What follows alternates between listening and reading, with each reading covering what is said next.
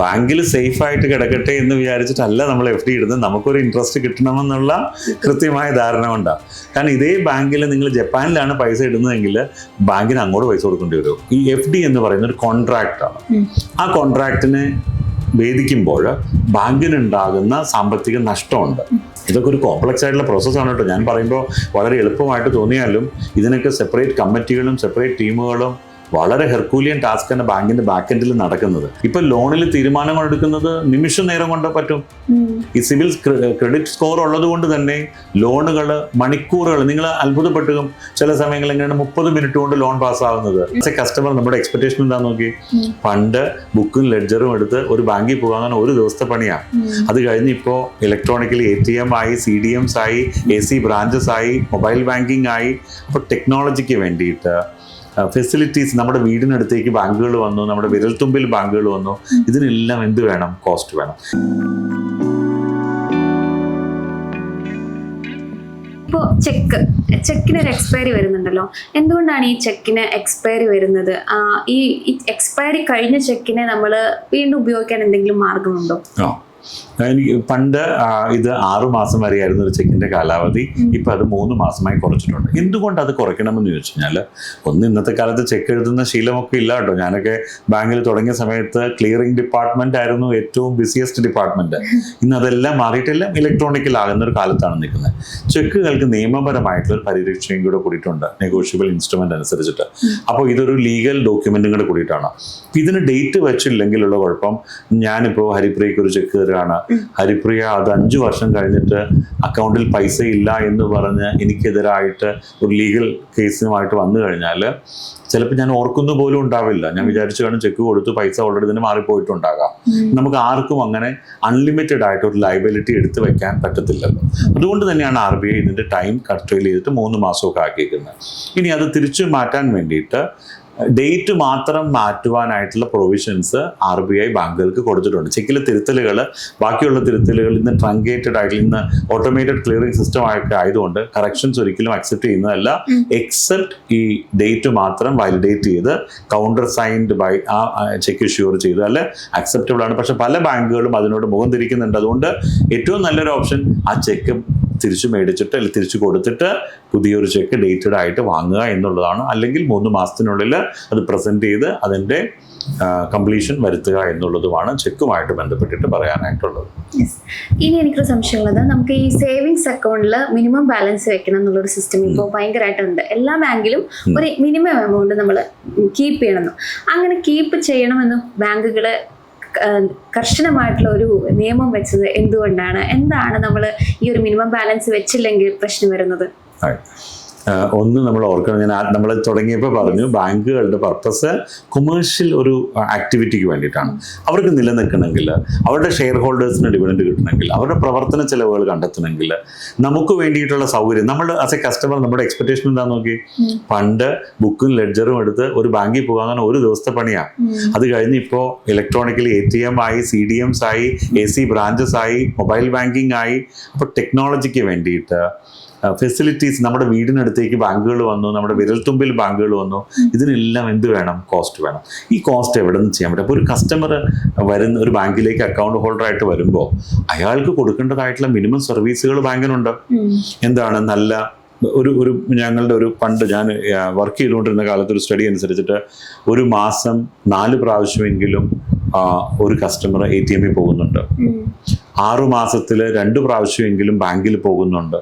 അപ്പോൾ ഒരു വർഷത്തിൽ 4 പ്രാവശ്യമായി. അതേപോലെ ഇന്റർനെറ്റ് സൗകര്യങ്ങൾ ഏറ്റവും കൂടുതൽ ഉപയോഗിക്കുന്നുണ്ട്, ക്യാഷ് ഡെപ്പോസിറ്റ് മെഷീൻ ഉപയോഗിക്കുന്നുണ്ട്. അപ്പോൾ ഇങ്ങനെയുള്ള കാര്യങ്ങൾക്കെല്ലാം ബാങ്കുകൾക്ക് ആ അക്കൗണ്ടിൽ നിന്ന് ഒരു മിനിമം ഗ്യാരണ്ടി അല്ലെങ്കിൽ ഒരു ഇൻകം ജനറേറ്റ് ചെയ്തേ പറ്റത്തുള്ളൂ. അതിനു വേണ്ടിയിട്ടാണ് മിനിമം ബാലൻസ് മെയിൻറ്റെയിൻ ചെയ്യണം എന്ന് പറയുന്നതിൻ്റെ കാര്യം. രണ്ടാമത്, അതൊരു തരത്തിൽ ഡിസിപ്ലിനും കൊണ്ടുവരുന്നില്ലേ? ഇതല്ലായിരുന്നെങ്കിൽ നമ്മൾ പണ്ട് കാലത്ത് ഞാൻ ഓർക്കുന്നു, എല്ലായിടത്തും പോയിട്ട് അക്കൗണ്ട് എടുത്തിടുക എന്നുള്ളത് ഒരു വളരെ കോമൺ ആയിട്ടുള്ള ഒരു കാര്യമായിരുന്നു. അത് മാറിയിട്ട് ഇന്ന് നമുക്ക് ആവശ്യമുള്ള അക്കൗണ്ടുകൾ എടുക്കുക, ആവശ്യമില്ലാത്ത അക്കൗണ്ടുകൾ ക്ലോസ് ചെയ്യാനും നമ്മൾ ഉത്തരവാദിത്വപ്പെട്ടു തുടങ്ങി. അപ്പോൾ നമ്മളിലൊരു ഡിസിപ്ലിൻ ഉണ്ടാക്കാനും എല്ലാം ഇത് സഹായിക്കുന്നുണ്ടെന്നുള്ളതാണ് എൻ്റെ പക്ഷം. മറ്റൊന്ന്, ബാങ്കുകൾ ചാർജ് ചെയ്യുന്നതിന് മുമ്പേ കൃത്യമായിട്ട് SMS-ലൂടെയും ഇമെയിലിലൂടെയൊക്കെ കസ്റ്റമറെ അറിയിക്കുകയും ചെയ്യും. അവിടെയാണ് നമ്മുടെ അക്കൗണ്ടിനകത്ത് നമ്മുടെ ഡീറ്റെയിൽസ് അപ്ഡേറ്റഡ് ആയിരിക്കേണ്ടതിൻ്റെ ആവശ്യകതയെ പറ്റിയുള്ളത്. അപ്പോൾ വേറൊരു ഡൗട്ട് ഉള്ളത് FD ആയിട്ട് റിലേറ്റഡ് ആയിട്ട്, അതായത് നമ്മൾ FD ഇടുന്നത് നമ്മുടെ പൈസ FD സുരക്ഷിതമായിട്ട് ബാങ്കിൽ ഇരിക്കട്ടെ എന്ന് വിചാരിച്ചിട്ടാണ് FD ഇടുന്നത്. അപ്പോൾ നമുക്കൊരു പെർട്ടിക്കുലർ കാലാവധി കഴിയുമ്പോൾ വിത്ത് ഇൻട്രസ്റ്റോട് കൂടിയിട്ട് നമുക്ക് ആ എമൗണ്ട് എടുക്കാൻ പറ്റും. പക്ഷേ നമുക്കൊരു എമർജൻസി വന്നു, ആ ഒരു പെർട്ടിക്കുലർ കാലാവധിയുടെ ഉള്ളിൽ തന്നെ എടുക്കേണ്ടി വരുമ്പോൾ ബാങ്ക് പെനാൾട്ടി ചാർജ് ചെയ്യുന്നു. അതെന്തുകൊണ്ടാണ് അങ്ങനെ പെനാൾട്ടി ചാർജ് ചെയ്യുന്നത്? ഓക്കെ, ഒന്ന് ആദ്യത്തിൽ ഒരു ചെറിയ തിരുത്തൽ പറയാം. ബാങ്കിൽ സേഫ് ആയിട്ട് കിടക്കട്ടെ എന്ന് വിചാരിച്ചിട്ടല്ല നമ്മൾ FD ഇടുന്നത്, നമുക്കൊരു ഇൻട്രസ്റ്റ് കിട്ടണമെന്നുള്ള കൃത്യമായ ധാരണ ഉണ്ടാകും. കാരണം ഇതേ ബാങ്കിൽ നിങ്ങൾ ജപ്പാനിലാണ് പൈസ ഇടുന്നതെങ്കിൽ ബാങ്കിന് അങ്ങോട്ട് പൈസ കൊടുക്കേണ്ടി വരും. അപ്പൊ അങ്ങനെ പല രാജ്യങ്ങളിലും ഇത് ബാങ്ക് മെയിൻറ്റെയിൻ പലതരത്തിലുള്ള ഇൻട്രസ്റ്റ് റേറ്റ് സിസ്റ്റം നിലനിൽക്കുന്നതാണ്. മറ്റൊന്ന് പറഞ്ഞതിലേക്ക് തിരിച്ചു വരാം. ബാങ്ക് ഒരു വർഷത്തേക്ക് നിങ്ങളൊരു കോൺട്രാക്റ്റ് ആണ്, ഈ FD എന്ന് പറയുന്ന ഒരു കോൺട്രാക്റ്റ് ആണ്. ആ കോൺട്രാക്റ്റിനെ ഭേദിക്കുമ്പോൾ ബാങ്കിനുണ്ടാകുന്ന സാമ്പത്തിക നഷ്ടമുണ്ട്. നമ്മൾ ചോദിക്കും, പെട്ടെന്ന് കണ്ടാൽ എന്താ ഒരു കുഴപ്പം, എനിക്ക് ഒരു വർഷത്തേക്ക് ഇട്ട FD 6 മാസം കഴിയുമ്പോൾ എടുക്കണം എൻ്റെ പൈസയിൽ. ഈ ഡെപ്പോസിറ്റ് ഒരു വർഷത്തേക്ക് ഇടുമ്പോൾ നിങ്ങൾക്ക് 6% പലിശ ബാങ്ക് കോൺട്രാക്ട് ചെയ്യുന്നതെങ്കിൽ ഇതേ സമയത്തേക്ക് ബാങ്കിന് ഈ പൈസ ബാങ്കിൻ്റെ അക്കൗണ്ടിൽ ഇരുന്ന് കഴിഞ്ഞാൽ നിങ്ങൾക്ക് പലിശ തരാൻ പറ്റത്തില്ല. അപ്പോൾ ബാങ്ക് ഇത് ലെൻഡ് ചെയ്യാനായിട്ട്, ലോൺ കൊടുക്കാനായിട്ട് ബാങ്കുകൾ നിർബന്ധമായി തീരും. അപ്പോൾ ബാങ്ക് ഒരു നിശ്ചിത കാലാവധിയിൽ ഒരു വർഷത്തേക്ക് അല്ലെങ്കിൽ അതേപോലെയുള്ള ഒരു ലോൺ കൊടുത്തു. ബാങ്ക് 8% കൊടുത്തു. ഇടയ്ക്ക് വെച്ചിട്ട് നമ്മൾ നമ്മുടെ പൈസ പിൻവലിച്ചാൽ ബാങ്ക് എങ്ങനെ ഈ ഫണ്ട്, നമുക്ക് ഒരിക്കലും ബാങ്കിന് ലോണിയുടെ അടുത്ത് പോയിട്ട് പറയാൻ പറ്റത്തില്ല, നോക്കൂ ഹരിപ്രിയ പൈസ വിഡ്രോ ചെയ്തു, അതുകൊണ്ട് നിങ്ങൾ ആ പൈസ തിരിച്ചടയ്ക്കണം, ലോൺ തിരിച്ചടയ്ക്കണം എന്ന് പറയാൻ പറ്റത്തില്ല. അപ്പോൾ ബാങ്കിന് ഓൾട്ടർനേറ്റീവ് സോഴ്സിൽ മിഡ്സ്റ്റ് ഓഫ് ഒരു ടെനോറിനകത്ത്, കാലാവധിയുടെ ഒരു മിഡിലിൽ ഒരു ഫണ്ട് കണ്ടെത്തേണ്ടി വരും. അപ്പോൾ അതിന് ബാങ്ക് കൊടുക്കേണ്ടതായിട്ട് കോസ്റ്റ് ഉണ്ട്. ഇതെല്ലാം കൺസിഡർ ചെയ്തിട്ടാണ് ബാങ്ക് കോൺട്രാക്ച്വൽ ഒബ്ലിഗേഷൻ എത്തുക. പക്ഷെ ഇപ്പോൾ എനിക്കൊന്ന് പെനാൽറ്റി ഈടാക്കാൻ പറ്റത്തില്ല. ആ കാലത്തേക്കുള്ള ആപ്ലിക്കബിൾ റേറ്റ് ആണ് ഇപ്പോൾ കൊടുക്കാൻ പറ്റത്തുള്ളൂ. അതായത് പണ്ടൊക്കെ 1% വരെയും 2% വരെയൊക്കെ പെനാൽറ്റി ഈടാക്കുമായിരുന്നു. ആ കാലം RBI മാറ്റിയിട്ട് ഇപ്പോൾ ഒരു വർഷത്തേക്ക് ഇട്ട 6% ഇട്ട നിക്ഷേപം 6 മാസം കഴിയുമ്പോൾ പിൻവലിക്കുകയാണെങ്കിൽ 6 മാസത്തേക്ക് ആപ്ലിക്കബിൾ ആയിരുന്ന, ഒറിജിനൽ ടെനോറിൽ ആപ്ലിക്കബിൾ ആയിരുന്ന ഇൻട്രസ്റ്റ് എത്രയാണോ 4% ആണെങ്കിൽ ആ 4% കൊടുക്കാൻ ബാങ്ക് ബാധ്യസ്ഥരാണ്. അപ്പോൾ പണ്ടായിരുന്നു പെനാൽറ്റി എന്ന കൺസെപ്റ്റ്, ഇന്ന കൺസെപ്റ്റ് മാറിയിട്ടുണ്ട്. അപ്പോൾ ഇതിൻ്റെ കാരണം ഇതാണ്, ഒരു ഡിസിപ്ലിൻ കൊണ്ടുവരേണ്ടതും എങ്കിൽ മാത്രമാണ് ബാങ്കിന് അസറ്റ് ലയബിലിറ്റീസിന് മാച്ച് ചെയ്യാൻ പറ്റത്തുള്ളൂ. ഇതൊക്കെ ഒരു കോംപ്ലക്സ് ആയിട്ടുള്ള പ്രോസസ്സാണ് കേട്ടോ. ഞാൻ പറയുമ്പോൾ വളരെ എളുപ്പമായിട്ട് തോന്നിയാലും ഇതിനൊക്കെ സെപ്പറേറ്റ് കമ്മിറ്റികളും സെപ്പറേറ്റ് ടീമുകളും വളരെ ഹെർക്കൂലിയൻ ടാസ്ക്കാണ് ബാങ്കിൻ്റെ ബാക്ക് എൻഡിൽ നടക്കുന്നത്. ഇതൊരിക്കലും പബ്ലിക്കിന് കാണാനായിട്ട് പറ്റാറില്ല. എൻ്റെയൊക്കെ ഒരു എക്സ്പീരിയൻസിൽ എനിക്ക് അറിയാൻ പറ്റുന്നതാണ്, അത്ര കോംപ്ലക്സ് സിസ്റ്റത്തിലൂടെയാണ് ഇത് നടക്കുന്നത്. അതോടൊപ്പം തന്നെ നമ്മൾ ഈ സിബിൽ സ്കോർ പറയുമല്ലോ, സിബിൽ സ്കോർ എന്ന് പറയുന്നത് ഇപ്പോൾ ലോൺ എടുക്കുമ്പോൾ നമുക്ക് നോക്കുന്നത് സിബിൽ സ്കോർ ആണ്. സിബിൽ സ്കോർ നമുക്ക് മെഷർ ചെയ്യുന്നത് ക്രെഡിറ്റ് റേറ്റിംഗ് കമ്പനീസ് ആണ്. അപ്പോൾ ബാങ്കുകൾ എന്തുകൊണ്ടാണ് ഈ ക്രെഡിറ്റ് റേറ്റിംഗ് കമ്പനീസിന്റെ സിബിൽ സ്കോറിന് ഇത്രയും ഇമ്പോർട്ടൻസ് കൊടുക്കുന്നത്? അത് നമുക്ക് സൗജന്യമായിട്ട് നോക്കാൻ പറ്റില്ല. ഇപ്പോൾ എനിക്ക് സിബിൽ സ്കോർ നോക്കണമെന്നുണ്ടെങ്കിൽ സൗജന്യമായിട്ട് നോക്കാനുള്ള ചാൻസ് കുറവാണ്. അപ്പോൾ നമുക്ക് എങ്ങനെയാണ് നമുക്ക് സിബിൽ സ്കോർ ഉണ്ടോ എന്ന് ഫ്രീ ആയിട്ട് നോക്കാൻ വല്ല വഴിയുണ്ടോ? എന്തുകൊണ്ടാണ് ബാങ്കുകൾ ഇത്രയും ഇമ്പോർട്ടൻസ് ഈ സിബിൽ സ്കോറിന് കൊടുക്കുന്നത്? ചിലപ്പോൾ മേ ബി നമുക്ക് നമ്മുടെ കയ്യിൽ എമൗണ്ട് ഉണ്ടായിരിക്കും, തിരിച്ചടയ്ക്കാനുള്ള ഒരു കോൺഫിഡൻസോ അല്ലെങ്കിൽ ഒരു കപ്പാസിറ്റി ഉണ്ടായിരിക്കാം. പക്ഷെ എങ്കിൽ പോലും പലപ്പോഴും ലോൺ റിജക്റ്റ് ആവുന്ന ഒരു സാഹചര്യം ഉണ്ടാകും ഈ സിബിൽ സ്കോർ ഇല്ല എന്നൊക്കെ പറഞ്ഞിട്ട്. അപ്പൊ എന്തുകൊണ്ടാണ് ബാങ്ക് ഇത്ര ഇമ്പോർട്ടൻസ് കൊടുക്കുന്നത്? അപ്പൊ നമുക്ക് ഫ്രീ ആയിട്ട് എങ്ങനെ നോക്കാനുള്ള ഓപ്ഷൻ ഉണ്ടോ? അപ്പോൾ 2 തരത്തിൽ ഇതിനെ ക്വസ്റ്റ്യൻ ചെയ്യാം. ഒന്ന്, എന്തുകൊണ്ട് സിവിൽ സ്കോർ? ഇപ്പോൾ സിവിൽ സ്കോർ ഒരു ക്രെഡിറ്റ് റേറ്റിംഗ് മെക്കാനിസം കൊണ്ടുവന്നു. നമ്മുടെ കമ്പനികളൊക്കെ ക്രെഡിറ്റ് റേറ്റിംഗ് ചെയ്യുന്നത് പോലെ നമ്മുടെ വ്യക്തികൾക്കും അവരുടെ ഡിസിപ്ലിൻ, ഈ ഫണ്ടുകൾ യൂട്ടിലൈസ് ചെയ്യുന്ന കാര്യത്തിൽ, ലോണുകൾ എടുക്കുന്ന കാര്യത്തിലൊക്കെ ഉള്ള ട്രാക്ക് റെക്കോർഡ് നോക്കി, റീപേയ്മെൻറ്റ് ട്രാക്ക് റെക്കോർഡ് നോക്കി, നമ്മുടെ ക്രെഡിറ്റ് വർത്തിനെസ് നോക്കിയിട്ടൊക്കെ നമുക്കൊരു സ്കോർ അസൈൻ ചെയ്യുന്നു. നിങ്ങൾക്ക് അറിയാവുന്നതുപോലെ 300 മുതൽ 900 വരെയാണ് അതിൻ്റെ സ്കോർ. ഇതിൻ്റെ ഒരു ഏറ്റവും നല്ല റേഞ്ച് എന്ന് പറയുന്നത് 750 മുകളിലേക്കുള്ളതാണ്. അപ്പോൾ അതാണ് ഒരു അഷ്വറൻസ്, ഈ ആൾ ജെന്യൂൻ ആണ്, ക്രെഡിറ്റ് വർത്തിയാണെന്നൊക്കെയാണ് അത് കാണിക്കുന്നത്. എന്തുകൊണ്ട് ബാങ്കുകൾ എന്ന് വെച്ചാൽ ഇന്നെല്ലാം നമ്മൾ സ്കോറിങ്ങിൻ്റെ കാലം, ഇപ്പോൾ നമ്മൾ എല്ലാം നമ്മുടെ മൊബൈൽ ഫോണിൽ ഇരുന്നിട്ട് ഡെലിവറി വീട്ടിൽ കൊണ്ടുവരുന്ന കാലമാണ്. അപ്പോൾ ഇതിനകത്തെല്ലാം ആക്യുറസി, ഇപ്പോൾ ഇതെല്ലാം സിസ്റ്റം എല്ലാം ഡിജിറ്റലിലേക്ക് മാറിക്കഴിഞ്ഞു. അപ്പം നമ്മുടെ എല്ലാ ട്രാൻസാക്ഷൻസും ട്രാക്ക് ചെയ്യപ്പെടാനായിട്ടുള്ള സിസ്റ്റം സിവിൽ കമ്പനികൾ അല്ലെങ്കിൽ ക്രെഡിറ്റ് സ്കോറിങ് ചെയ്യുന്ന കമ്പനികൾ കൊണ്ടുവന്നിട്ടാണ് ഈ സിസ്റ്റം എനേബിൾ ആയത്. അപ്പോൾ അതുകൊണ്ട് വേറൊരു ഗുണമുണ്ടായി. പോസിറ്റീവ് സൈഡ് ഒന്ന് ആലോചിക്കുക. ഇപ്പൊ ലോണിൽ തീരുമാനങ്ങൾ എടുക്കുന്നത് നിമിഷ നേരം കൊണ്ട് പറ്റും. ഈ സിവിൽ ക്രെഡിറ്റ് സ്കോർ ഉള്ളത് കൊണ്ട് തന്നെ ലോണുകൾ മണിക്കൂറുകൾ, നിങ്ങൾ അത്ഭുതപ്പെട്ടും ചില സമയങ്ങളിൽ എങ്ങനെയാണ് 30 മിനിറ്റ് കൊണ്ട് ലോൺ പാസ്സാകുന്നത്, 1 മണിക്കൂർ കൊണ്ട് ലോൺ പാസ്. ഇതെല്ലാം നിങ്ങളുടെ ബാക്ക്ഗ്രൗണ്ട് സ്കോർ ചെക്ക് ചെയ്യുന്നതുകൊണ്ട് പറ്റുന്ന പോസിറ്റീവ് ഗുണങ്ങളാണ്. മറ്റൊന്ന്, ഇൻഡിസിപ്ലിനെ കുറയ്ക്കാൻ പറ്റുന്നു. ഇപ്പോൾ എനിക്ക് ഓർമ്മയുണ്ട്, ഞാൻ മൈക്രോ ഫിനാൻസ് ഒരു കാലത്ത് ബാങ്കിൽ മാനേജ് ചെയ്തിരുന്ന കാലത്ത് ചില വില്ലേജുകളിലൊക്കെ ചെല്ലുമ്പോൾ എൻ്റെ ടീം പറയും, അവർ ആദ്യം ചോദിക്കുന്നത് എൻ്റെ സ്കോറിൽ കുഴപ്പമൊന്നുമില്ലല്ലോ, എൻ്റെ റീപേയ്മെൻ്റ് എല്ലാം കറക്റ്റ് അല്ലേ. ഇങ്ങനത്തെ ഒരു സംവിധാനത്തിലേക്ക് ഞാനും നിങ്ങളും ഒക്കെ മാറിയിട്ടുണ്ടെങ്കിൽ ആ ക്രെഡിറ്റ് സ്കോർ ഒരു ഡിസിപ്ലിൻ നമ്മുടെ ഇടയ്ക്ക് ലോൺ റീപേയ്മെൻറ്റിനകത്ത് കൊണ്ടുവന്നിട്ടുണ്ട്.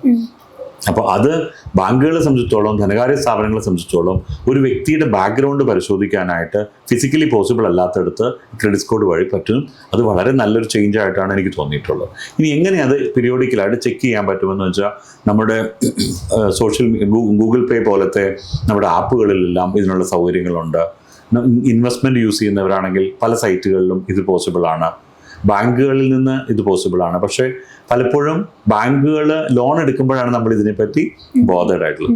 എൻ്റെ ഒരു കോൺസെപ്റ്റിൽ കൃത്യമായിട്ട് ഡിസിപ്ലിനായിട്ട് അവരുടെ പേഴ്സണൽ ഫിനാൻസ് മാനേജ് ചെയ്ത് പോവുകയാണെങ്കിൽ നിങ്ങളുടെ സ്കോർ 700 മുകളിൽ നോർമൽ സ്കെയിലിൽ ഉണ്ടായിരിക്കും. നിങ്ങളൊരു ഡിഫോൾട്ടർ ആണെങ്കിൽ മാത്രമേ അതിനകത്തേക്ക് താഴെ പോകത്തുള്ളൂ. ഇനിയുള്ളത്, നമുക്ക് ഈ അക്കൗണ്ടിൽ ബാലൻസ് ഉണ്ടെങ്കിൽ, ഇപ്പോൾ ഒരു വ്യക്തിക്ക് അക്കൗണ്ടിൽ ബാലൻസ് ഉണ്ട് അല്ലെങ്കിൽ FD ഉണ്ട്, അങ്ങനെയുള്ള സംഭവങ്ങളൊക്കെ ഉണ്ടെങ്കിൽ നമ്മൾ നിർബന്ധമായിട്ടും അക്കൗണ്ട് തുടങ്ങുമ്പോൾ നോമിനിയെ വെക്കാറുണ്ട്. അപ്പോൾ ഇൻ കേസ് ഇയാൾക്ക് എന്തെങ്കിലും സംഭവിക്കുകയാണെങ്കിൽ, മരണം സംഭവിക്കുകയാണെങ്കിലൊക്കെ നമുക്ക് ഈ പറയുന്ന അക്കൗണ്ടിലെ ഫണ്ട് അല്ലെങ്കിൽ ഈ പറയുന്ന FD നോമിനിക്കാണോ പോകുന്നത് അതോ ലീഗൽ ഹെയർസിനാണോ പോകുന്നത്? അവിടെ ആളുകൾക്ക് കൺഫ്യൂഷൻ വരാറുണ്ടോ? ഒരു നല്ല കാര്യം എന്ന് വെച്ചാൽ, നമ്മുടെ റെഗുലേറ്ററിനെ എഗെയിൻ ഞാൻ റെസ്പെക്ട് ചെയ്യുകയാണ്. ഇപ്പോൾ നോമിനേഷൻ മാൻഡേറ്ററി ആണ് കുറേ വർഷങ്ങളായിട്ട്. പണ്ടൊക്കെ അത് ഓപ്ഷണലായിരുന്നു.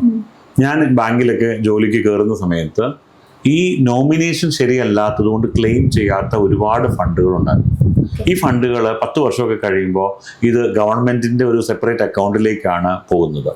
അതായത് ഇത് ഇട്ടയാൾക്കോ അയാളുടെ കുടുംബത്തിനോ ഒരു പ്രയോജനമില്ലാതെ പോകുന്നു.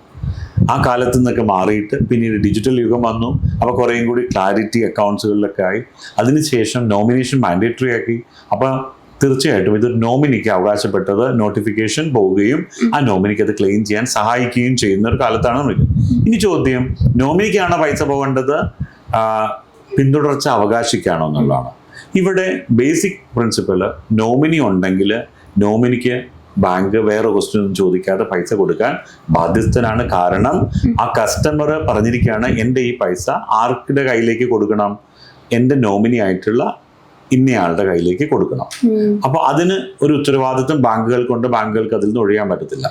ഇനി അവിടെ വരുന്നൊരു പ്രശ്നം എന്താണ്, വേറൊരാൾ ഈ പൈസ ക്ലെയിം ചെയ്യാനുണ്ടെങ്കിലോ അവിടെയാണ് ലീഗൽ ഹെയർ അല്ലെങ്കിൽ നിയമപരമായിട്ടുള്ള പിന്തുടർച്ച അവകാശി എന്ന ക്ലോസ് വരുന്നത്. അപ്പോൾ എൻ്റെ ഇന്നയാളുടെ പൈസ വരുമ്പോൾ ചിലപ്പോൾ അവിടെ മക്കൾ തമ്മിൽ ഡിസ്പ്യൂട്ട് ഉണ്ടാകാം, കുടുംബത്തിലുള്ളവർ തമ്മിൽ ഡിസ്പ്യൂട്ട് ഉണ്ടാകും.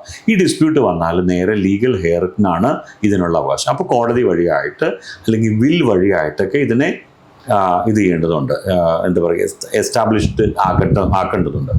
ഇതൊന്നുമില്ലാത്ത നോർമൽ കേസാണെങ്കിൽ നോമിനേഷൻ വിൽ ഹെൽപ്പ്. നോമിനി പക്ഷേ പൂർണ്ണമായിട്ടും ഈ ഫണ്ടിന്റെ അവകാശമില്ല. സുപ്രീം കോടതിയുടെ തന്നെ ഒരു ഇതനുസരിച്ചിട്ട് അദ്ദേഹം ഒരു ട്രസ്റ്റി മാത്രമാണ്. അദ്ദേഹത്തിന് കയ്യിലേക്ക് പൈസ കിട്ടും. ഈ പൈസ ആർക്ക് കൊടുക്കണം എന്നുള്ളതൊക്കെ നിയമപരമായ വില്ല് ബേസ് ചെയ്തിട്ട് വേണം ഇത് കൊടുക്കാനായിട്ട്. അപ്പോൾ ഇവിടെ ഒരു വില്ലൊക്കെ ക്രിയേറ്റ് ചെയ്ത് വെക്കേണ്ട ഒരു കാലമൊക്കെ വരുമ്പോൾ, അല്ലെങ്കിൽ ചെയ്യേണ്ട കാലത്ത് നിയമവിദഗ്ധരുമായിട്ടൊക്കെ ആലോചിച്ചിട്ട്, ലോയേഴ്സുമായിട്ടൊക്കെ ആലോചിച്ചിട്ട് ഒരു നല്ല വില്ല് ക്രിയേറ്റ് ചെയ്ത് രജിസ്റ്റർ ചെയ്ത് വയ്ക്കുന്നതാണ് ഏറ്റവും സുരക്ഷിതമായിട്ടുള്ള പിന്തുടർച്ച നിയമം. നോമിനേഷൻ എന്നത് എലിമെന്ററി ആയിട്ടുള്ള, ബേസിക് ആയിട്ടുള്ള ഒരു സക്സഷൻ പ്ലാൻ മാത്രമാണ്. നോമിനിയുടെ കാര്യം പറയുമ്പോൾ നമ്മൾ പറയേണ്ട വേറൊരു കാര്യം ജാമ്യം നിൽക്കുന്നതാണ്. അപ്പോൾ ഈ ജാമ്യം നിൽക്കുക എന്ന് പറയുന്നത് അത് വെറും ഒരു ഒപ്പ് മാത്രമാണോ? ഈ ജാമ്യം നിൽക്കുമ്പോൾ ഇപ്പോൾ ഈ ജാമ്യം നിൽക്കുന്ന ആളുടെ ലോൺ മുടങ്ങുകയാണെങ്കിൽ ഇയാളുടെ സിബിൽ സ്കോറിനെയും അല്ലെങ്കിൽ ഇയാളുടെ ആ ഒരു സമ്പാദ്യത്തിനെ അത് എങ്ങനെയാണ് ബാധിക്കാൻ സാഹചര്യം? ഹരിപ്രിയയുടെ ഇന്നത്തെ ഇന്റർവ്യൂവിൽ ഏറ്റവും റെലവൻ്റ് ആണെന്ന് എനിക്ക് സാധാരണക്കാരന് വേണ്ടിയിട്ട് പറയുന്നത് ജാമ്യത്തിൻ്റെ വ്യവസ്ഥയാണ്. നന്നായി ആ ചോദ്യം ചോദിച്ചത്. കാരണം നമ്മളുടെ ഒക്കെ വിചാരം എന്താണ്, അയൽപക്കത്തുള്ള ഒരാൾക്ക് ലോൺ വേണം, ബന്ധുവിനൊരു ലോൺ വേണം, ഞാനൊരു സീനിയർ ചെയ്തു കൊടുത്തു, അതോടുകൂടിയിട്ട് എൻ്റെ ഉത്തരവാദിത്തം അത്രയേ ഉള്ളൂ. നമ്മൾ ഒരു ആൾ ജാമ്യം നിൽക്കാന്നോ, അങ്ങനെ നാട്ടിൻപുറത്തൊരു ഇത് പറയും, ഒന്ന് ആൾ ജാമ്യം നിൽക്കാം. അപ്പോൾ നമ്മുടെ വിചാരം ചുമ്മാ ഒന്ന് പോയിട്ട് ഒപ്പിട്ട് കൊടുത്താൽ മതി. ഇതൊരു റെഫറൻസ് ചെക്ക് അല്ല. നിങ്ങളെ അയാൾ അറിയാമോ എന്നല്ല ചോദിക്കുന്നത്. ലോൺ എടുത്ത ആൾക്ക് ലോൺ തിരിച്ചടയ്ക്കുന്നതുമായിട്ട് ബന്ധപ്പെട്ടിട്ടുള്ള കുറവുകളുണ്ടായാൽ, തിരിച്ചടവ് മുടങ്ങിയാൽ, ഞാൻ എൻ്റെ ഗ്യാരണ്ടിയിൽ ആ ലോൺ തിരിച്ചടച്ചോളാം എന്നാണ് ഈ ലോണിന് നിങ്ങൾ എഴുതി കൊടുക്കുന്നത്. അതുകൊണ്ട് തന്നെ ലോൺ എടുത്ത ആളുടെ മുടക്കം വന്നാൽ അയാളുടെ ക്രെഡിറ്റ് സ്കോറിന് ഒപ്പം ജാമ്യം നിന്ന ആളുടെയും ക്രെഡിറ്റ് സ്കോറിനെ ബാധിക്കും. അതേപോലെ നിങ്ങളുടെ സ്ഥാവര ജംഗമ വസ്തുക്കൾ, അത് നിങ്ങളുടെ ഫിസിക്കൽ ആയിട്ടുള്ള അസറ്റ്സിൽ നിന്ന് നിങ്ങൾക്ക് ആ ബാങ്കിൽ വേറൊരു അക്കൗണ്ടോ FD ഒക്കെ ഉണ്ടെങ്കിൽ ഇതിൽ നിന്നെല്ലാം സെറ്റ് ഓഫ് ചെയ്യാനായിട്ട്, റിക്കവർ ചെയ്യാനായിട്ട് ബാങ്കുകൾക്ക് അവകാശമുണ്ട്, നിയമപരമായ അവകാശമുണ്ട്. അപ്പോൾ ഞാൻ പറയും, ജാമ്യം നിൽക്കണ്ട എന്ന് പറയാൻ ഞാൻ ആളല്ല. പക്ഷെ നിൽക്കുകയാണെങ്കിൽ ഈ ഉത്തരവാദിത്തങ്ങൾ മനസ്സിലാക്കിയിട്ട്, അതിൻ്റെ വരുംവരായികൾ മനസ്സിലാക്കിയിട്ട് മാത്രമേ ജാമ്യം നിൽക്കാവുള്ളൂ. അയാളുടെ ഭാഗത്ത് ഒരു ഡിഫോൾട്ട് ഉണ്ടായാൽ തിരിച്ചു കൊടുക്കാനായിട്ടുള്ള ധാർമ്മികവും നിയമപരമായിട്ടുള്ള ഉത്തരവാദിത്തം നിങ്ങൾക്ക് ഉണ്ടെന്നുള്ള ബോധ്യം ഓരോ ജാമ്യം നിൽക്കുന്ന ആൾക്കും ഉണ്ടാകണം. ഇനി ഞാൻ ചോദിക്കാൻ ഉദ്ദേശിക്കുന്നത് ബാങ്കിനെ കുറിച്ചാണ്. അതായത് എൻ്റെ ഒരു വേഴ്സ് സിനാരിയോ എടുക്കുകയാണ്. ഇപ്പം ചില വളരെ സ്റ്റാർട്ടപ്പുകൾ, അല്ലെങ്കിൽ എന്താ പറയുക, വളരെ പ്രൈവറ്റ് ആയിട്ടുള്ള ഈ ഫണ്ട് പിരിക്കുന്ന പ്രൈവറ്റ് ആയിട്ടുള്ള കമ്പനികളൊക്കെ ഉണ്ടാവുമല്ലോ. അവിടെയൊക്കെ നമ്മൾ ഈ ഫണ്ട് ഇൻവെസ്റ്റ് ചെയ്ത് കഴിഞ്ഞാൽ പൂട്ടിപ്പോകുന്ന സാഹചര്യങ്ങളൊക്കെ ഉണ്ടാവാറുണ്ട്. ഇനിയിപ്പോൾ ആ കമ്പനികൾ വേണ്ട, നമ്മൾ ബാങ്ക് തന്നെ പൂട്ടിപ്പോകുന്നൊരു സാഹചര്യം ഉണ്ടാവുമെന്ന് വെക്കാം. നമ്മൾ ഇൻവെസ്റ്റ് ചെയ്ത എമൗണ്ടിന് നമുക്ക് പരിരക്ഷ RBI തരുന്നുണ്ടോ? ഇനി അതിന് ലിമിറ്റേഷൻ ഉണ്ടോ? അതിൽ കൂടുതൽ എമൗണ്ട് ആണ് ഇപ്പോൾ ഞാൻ ഇൻവെസ്റ്റ് ചെയ്തിരിക്കുന്നതെങ്കിൽ ആ ഫണ്ടിന് എന്താ സംഭവിക്കുക? 2-3 കാര്യങ്ങൾ പറഞ്ഞതുപോലെ ബാങ്കുകൾക്ക് ഒരു നിയമപരമായ ഇൻഷുറൻസ് ഇതുണ്ട്, ഫ്രെയിംവർക്ക് ഉണ്ട്. DICGC എന്നാണ്, deposit insurance and credit guarantee corporation വഴിയായിട്ട് നമ്മുടെ ഡെപ്പോസിറ്റുകൾക്ക് നിയമപരമായിട്ടുള്ള ഒരു ഇൻഷുറൻസ് പരിരക്ഷയാണ്. ഇതാണ് നിയമത്തിന്റെ ഭാഷയിൽ നോക്കിയാൽ ഡെപ്പോസിറ്റ്സിന് ആകെ കിട്ടുന്ന പരിരക്ഷ. അത് 5 ലക്ഷം രൂപ വരെയുള്ളൂ ഒരു ബാങ്കിൽ. എല്ലാ മൾട്ടിപ്പിൾ അക്കൗണ്ടിന്റെയും സം എടുത്തു കഴിഞ്ഞാൽ 5 ലക്ഷം രൂപ വരെയുള്ള തുകയ്ക്കേ ഈ DICGCയുടെ ഇൻഷുറൻസ് കിട്ടുന്നുള്ളൂ. പക്ഷേ നമ്മളൊരു ബാങ്കിന് ഇത് ചെയ്യേണ്ടത് ആ DICGCയുടെ ഇൻഷുറൻസിന്റെ ബലത്തിലായിരിക്കരുത്. മറിച്ച് എന്തായിരിക്കണം, ഒന്ന്, ഇന്ത്യയിൽ ഒരു ബാങ്കും ഫെയിലാകാനായിട്ടും അതിൽ നിന്ന് ഡെപ്പോസിറ്റേഴ്സിന് പൈസ നഷ്ടപ്പെടാനായിട്ടും റിസർവ് ബാങ്ക് ഓഫ് ഇന്ത്യ ഇന്ന് വരെ സമ്മതിച്ചിട്ടില്ല. അത് നമ്മുടെ റെഗുലേറ്ററുടെ ഒരു വലിയ ഒരു അതോറിറ്റിയും അല്ലെങ്കിൽ ഒരു പോസിറ്റീവ് സൈഡാണ്. അപ്പം അതുകൊണ്ട് ബാങ്കുകൾ മറ്റൊരു ബാങ്കിൽ ലയിപ്പിക്കുകയും അതിൻ്റെ ആസ്തികളെ തിരിച്ചു എടുത്തു തരികയും ചെയ്യുന്ന ഒരവസ്ഥ ഇതുവരെയുള്ളതിൽ ഉണ്ടായിട്ടുണ്ട്. അപ്പം അതൊരു വലിയ നല്ല കീഴ്വഴക്കവും സുരക്ഷിതത്വം തരുന്നതുമാണ്. മറ്റൊന്ന്, ബാങ്കുകളുടെ സാമ്പത്തികമായിട്ടുള്ള ശേഷി ബേസ് ചെയ്തിട്ട് വേണം നമ്മളൊരു എത്ര രൂപ ഓരോ ബാങ്കുകളിൽ ഇൻവെസ്റ്റ് ചെയ്യണമെന്ന് തീരുമാനിക്കാനായിട്ട്. വേൾഡ് സിനാരിയോയിൽ എല്ലാം മോശമായി പോകുന്ന ഒരു കാലഘട്ടത്തിൽ എനിക്ക് DICGC പരിരക്ഷ 5 ലക്ഷമേ ഉണ്ടാകത്തുള്ളൂ. റിസർവ് ബാങ്ക് മറ്റേതെങ്കിലും ബാങ്കുകളുമായിട്ട് അത് മോണിറ്റർ ചെയ്യുന്നുണ്ട്, കൃത്യമായി ലയിപ്പിക്കുമെന്നുള്ളൊരു കോൺഫിഡൻസും. അതിനപ്പുറം പോയാൽ എന്ത് ചെയ്യും, നമുക്ക് ആ ബാങ്കിന്റെ ധനസ്ഥിതി അനുസരിച്ചിട്ടുള്ള തുകയെ പിന്നീട് തിരിച്ചു കിട്ടത്തുള്ളൂ നിയമപരമായിട്ട്. ഇന്ന് വരെ അങ്ങനത്തെ ഒരു അവസ്ഥയിലേക്ക് ഇന്ത്യയിലെ ബാങ്കിങ് സിസ്റ്റം പോയിട്ടില്ലാത്തത് നമുക്കെല്ലാം വലിയ കോൺഫിഡൻസ് തരുന്നത് തന്നെയാണ്. അപ്പോൾ അത് നമുക്ക് ഉറപ്പുവരുത്താനായിട്ട് നമുക്കുള്ളത് നമ്മുടെ ഇൻവെസ്റ്റ്മെന്റ് അലക്കേറ്റ് ചെയ്യുമ്പോൾ ശക്തമായ ബാങ്കാണോ, സാമ്പത്തികമായിട്ട് സ്ട്രോങ് ആണോ എന്നൊക്കെ നോക്കി അപ്രോപ്രിയേറ്റ് ചെയ്യുന്നതാണ് അക്കാര്യത്തിൽ കുറച്ചുകൂടി നല്ല അപ്രോച്ച്. ഇനി ബാങ്ക് അക്കൗണ്ട് ക്ലോസ് ചെയ്യുന്നൊരു സാഹചര്യം ഉണ്ടാവുകയാണെങ്കിൽ പൊതുവെ നമുക്ക് ഈ SMS അലവൻസിന് ചാർജ് ഈടാക്കുന്നുണ്ട്, ATMന്റെ ആനുവൽ ചാർജ് വരുന്നുണ്ട്, അങ്ങനത്തെ പല ചാർജുകൾ വരുന്നുണ്ട്. നമ്മൾ ഈ അക്കൗണ്ട് ക്ലോസ് ചെയ്യുന്ന സമയത്ത് നമ്മൾ അറിയാത്ത, അല്ലെങ്കിൽ സാധാരണക്കാർ അറിയാത്ത അല്ലെങ്കിൽ അറിഞ്ഞിരിക്കുന്നതായിട്ട് ഏതെങ്കിലും ഹിഡൻ ചാർജസ് ഉണ്ടെന്ന് സാറിന് തോന്നിയിട്ടുണ്ടോ? ഇല്ല, അതിനകത്തുള്ളത് ഇതാണ്, ബാങ്കുകളുടെ അക്കൗണ്ട് ക്ലോസ് ചെയ്യാൻ ചെല്ലുമ്പോൾ അവരുടെ ബേസിക് ആയിട്ടുള്ള ചാർജസ് എന്തെങ്കിലും ഉണ്ടെങ്കിൽ അത് ഇപ്പം എനിക്ക് തോന്നുന്നു റിസർവ് ബാങ്ക് ഓഫ് ഇന്ത്യ വീണ്ടും കസ്റ്റമറുടെ ഭാഗത്ത് നിന്നിട്ടാണ് എപ്പോഴും RBI ചിന്തിക്കുന്നത്. അതുകൊണ്ട് തന്നെ പലപ്പോഴും ചാർജുകളെല്ലാം വേവ് ചെയ്ത് കൊടുക്കാനായിട്ടോ ഇടയ്ക്കിടയ്ക്ക് ഇങ്ങനെ സർക്കുലർ വന്നുകൊണ്ടിരിക്കും. അപ്പോൾ അതിനകത്ത് മറ്റൊന്നുമില്ല, നമ്മുടെ ലോണുകൾ ബാധ്യതകളുണ്ടെങ്കിൽ, നമ്മൾ ആർക്കെങ്കിലും ജാമ്യം നിന്നിട്ടുണ്ടെങ്കിൽ, നമ്മുടെ ക്രെഡിറ്റ് കാർഡ് ലിങ്ക്ഡ് അക്കൗണ്ടുകളിൽ എവിടെയെങ്കിലും ഇതുണ്ടെങ്കിൽ അതെല്ലാം ക്ലിയർ ചെയ്തിട്ടേ നമ്മുടെ അക്കൗണ്ട് ക്ലോസ് ചെയ്യാനായിട്ടോ നമ്മുടെ ബാധ്യതകളിൽ നിന്ന് ഒഴിവാകാനായിട്ടോ പറ്റത്തുള്ളൂ. അതല്ലെങ്കിൽ അതിനകത്ത് പ്രത്യേകിച്ച് വേറെ നഷ്ടങ്ങളൊന്നും കസ്റ്റമർക്ക് ഉണ്ടാകുന്നില്ല. ഇനി കൺക്ലൂഡ് ചെയ്യാൻ വേണ്ടിയിട്ട് ഒരു ക്വസ്റ്റ്യൻ ചോദിക്കുകയാണ്. ഇപ്പോൾ നമുക്ക് എന്തെങ്കിലും സാമ്പത്തികപരമായിട്ടുള്ള തട്ടിപ്പുകൾ ഫേസ് ചെയ്യേണ്ടി വരികയാണെങ്കിൽ, പണമിടപാടുമായി ബന്ധപ്പെട്ടിട്ടുള്ള ഓൺലൈൻ തട്ടിപ്പുകളോ അല്ലെങ്കിൽ എന്തെങ്കിലുമൊക്കെ തട്ടിപ്പുകൾ നടക്കുകയാണെങ്കിൽ, അല്ലെങ്കിൽ ആ തട്ടിപ്പിന് ഇരയാവുകയാണെങ്കിൽ, നമുക്ക് ഏതൊക്കെ രീതിയിൽ നമുക്ക് കംപ്ലൈൻറ്റ് എവിടെയൊക്കെ രജിസ്റ്റർ ചെയ്യാം, എവിടെയാണ് ശരിക്കും നമ്മൾ രജിസ്റ്റർ ചെയ്യേണ്ടത്? ഒന്ന്, തട്ടിപ്പിനായിട്ട് നമ്മൾ നിന്ന് കൊടുക്കാതിരിക്കുക. എന്ന് വെച്ചാൽ എന്ത് തീരുമാനങ്ങൾ വരുന്നതിന് മുമ്പും വ്യക്തമായിട്ട് ആ ആലോചനയെ, ആ ഒരു ഇൻസിഡൻറ്റിനെ കൃത്യമായിട്ട് അനലൈസ് ചെയ്യുകയും എന്നിട്ട് വേണം അത് ചെയ്യേണ്ടതാണോ ചെയ്യേണ്ടതല്ലാത്തോ എന്നൊക്കെ വിചാരിക്കാനായിട്ട്. ഞങ്ങളിങ്ങനെ പല സെഷൻസ് എടുക്കുമ്പോൾ പറയാറുണ്ട്, ഗ്രീഡാണ് ഇതിൻ്റെ ഒരു കാര്യം.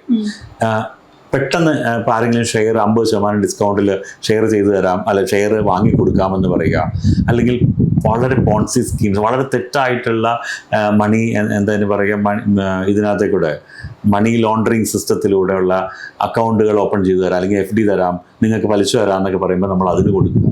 ഇങ്ങനെയുള്ള അൺറെഗുലേറ്റഡ് ആയിട്ടുള്ള നിയമപരമല്ലാത്ത ഒന്നിലും കൊണ്ടുപോയിട്ട് തല വെച്ച് കൊടുക്കാതിരിക്കുക. പെട്ടെന്ന് പൈസ വളരുമെന്നുള്ള തെറ്റായ ചിന്ത നമ്മുടെ മനസ്സിൽ നിന്ന് മാറ്റുക.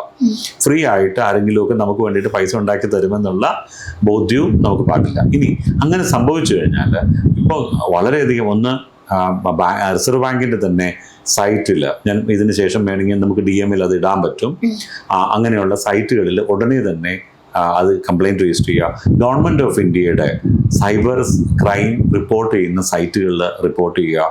അപ്പോൾ അത് എത്രയും പെട്ടെന്ന് ചെയ്യണമെന്നുള്ളതാണ്. ഗവൺമെൻറ് ആക്ട് ചെയ്യണമെങ്കിൽ അത് മണി പോയിരിക്കുന്ന ബാങ്ക് അക്കൗണ്ടുകൾ ഫ്രീസ് ചെയ്യപ്പെടണം. അപ്പോൾ അതുകൊണ്ടാണ് ഏറ്റവും നേരത്തെ 1 മണിക്കൂർ 2 മണിക്കൂറിനുള്ളിൽ അത് ചെയ്യാൻ പറ്റിയെങ്കിൽ മാത്രമാണ് ഇതുകൊണ്ട് എന്തെങ്കിലും പ്രയോജനം നമുക്ക് ഉണ്ടാകത്തുള്ളൂ. അതല്ലെങ്കിൽ ലീഗൽ മെഷീനറിയെ ഡിപ്പെൻഡ് ചെയ്തിട്ട് റിക്കവറി ചെയ്ത് തരുന്ന ഒരു സിസ്റ്റത്തിലേക്ക്, അതൊക്കെ ടൈം കൺസ്യൂമിങ് ആണെന്ന് നമുക്ക് ഓരോരുത്തർക്കും അറിയാം. അപ്പോൾ അങ്ങനെ RBIയുടെ സൈറ്റിൽ, ഗവൺമെൻറ് ഓഫ് ഇന്ത്യയുടെ സൈബർ തട്ടിപ്പുകളെ ഇത് ചെയ്യുന്ന സൈറ്റിൽ ഒക്കെ ഉടനെ തന്നെ അത് റിപ്പോർട്ട് ചെയ്യുക. ആദ്യം പറഞ്ഞതാണ് ഇമ്പോർട്ടൻ്റ്, ഫ്രോഡിൽ ചെന്ന് ചാടാതിരിക്കുക. അതിനാണ് നമ്മൾ മുൻതൂക്കം കൊടുക്കേണ്ടത്. Thank you so much sir, ഇത്രയും സമയം നമ്മളോടൊപ്പം ചെലവഴിച്ചതിന്. Thank you. അപ്പോൾ നമുക്ക് ബാങ്ക് റിലേറ്റഡ് ആയിട്ടുള്ള അല്ലെങ്കിൽ അക്കൗണ്ട് റിലേറ്റഡ് ആയിട്ടുള്ള ഒരുവിധം പോയിന്റ്സ് ഒക്കെ നമ്മൾ കവർ ചെയ്യാൻ ശ്രമിച്ചിട്ടുണ്ട്.